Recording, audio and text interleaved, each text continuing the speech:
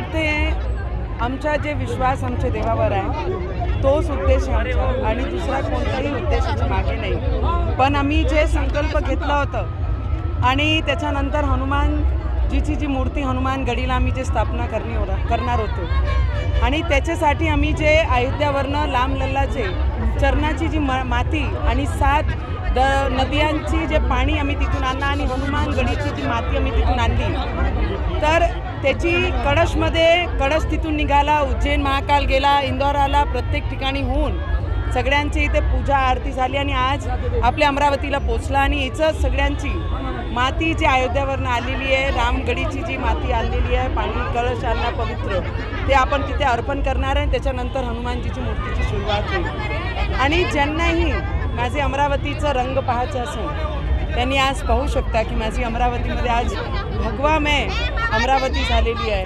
मी त्याच्यासोबत ज्यांनी आम्हाला जे 14 दिवस जेलमध्ये टाकलं त्यांनी एकदा फक्त हनुमान चालीसा पठण करन म्हणून 14 दिवस जेलमध्ये टाकलं तर त्यांना माझं आव्हान आहे तेव्हा फक्त एकच वेळ म्हटलं होतं हनुमान चालीसाचं पठण करन। आज हनुमान गडीवरनं अमरावतीचा हनुमान गडी त्याच्या इथून ते अमरावतीपर्यंत 5दा हनुमान चालीसाचं पठण होईल। ज्यांच्यामध्ये ताकद असेल त्यांनी ते थांबून दाखवा।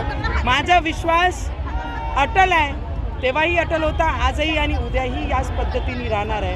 आणि या 4-5 दिवस जे प्रदीप मिश्राजी महाराज आमच्या अमरावतीमध्ये आहे त्यांची कथाचं आयोजन झालेलं आहे ते उद्यापासून तेही सुरुवात होणार आहे आणि इथे भूतो न भविष्य असं लोकांची आस्था एक ठिकाणी जमून हा कार्यक्रम होणार आहे।